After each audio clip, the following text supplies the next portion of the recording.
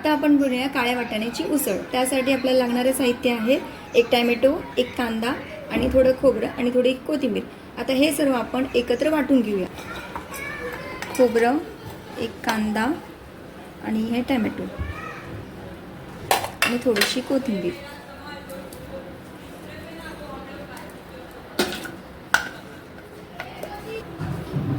आता आपण त्याच्यामध्ये 2 चमचे तेल घेऊया।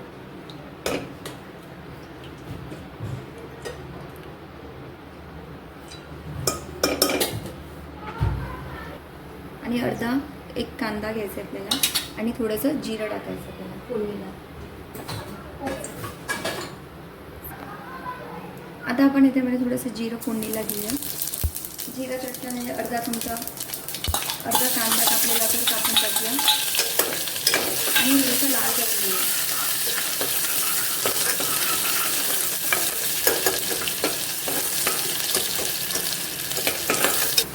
आता कांदा परतला। आता हा मसाला जो आपण वाटलेला होता तो टाकून घेऊया।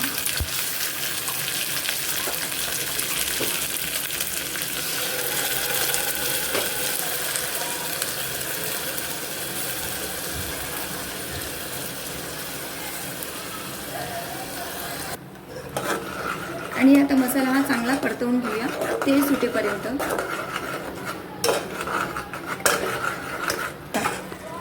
आता मसाला परतवून घेतलेला आहे। आता आपण हळद मसाले टाकून घेऊया। थोडी हळद, 1 चमचा धना पावडर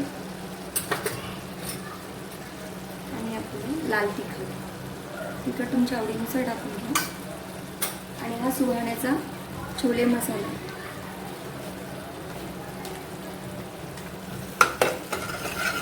आणि याला चांगला आता परतवून घेऊया। आणि 1 चमचा आलं लसूण पेस्ट त्यामुळे चांगलं परतवून घेऊया।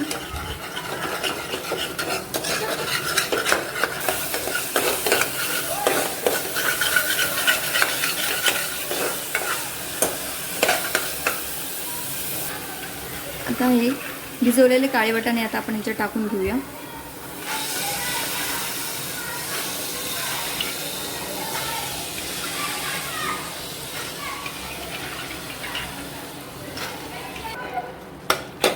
आता हे आपण परतून घेऊया। आता हे चांगलं परतून घेऊया।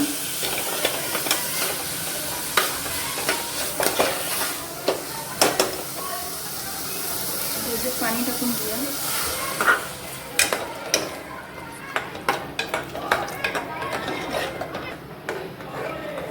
आणि आता याच्यामध्ये चवीनुसार मीठ टाकून घेऊ।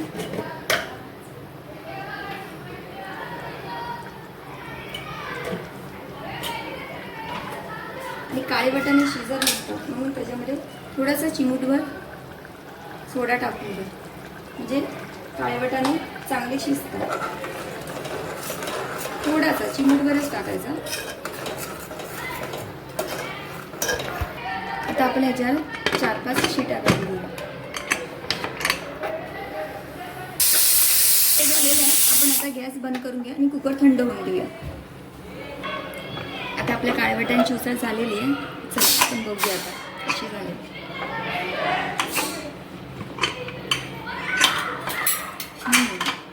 बघा, तुम्हाला पाहिजे तेवढा तुम्ही त्याच्यात रसा ठेवू शकता। मला एवढंच जरा पाहिजे होतं, चपातीवर झालं। ही झाली मस्तपैकी आपली काळ्या वाटाण्याची उसळ।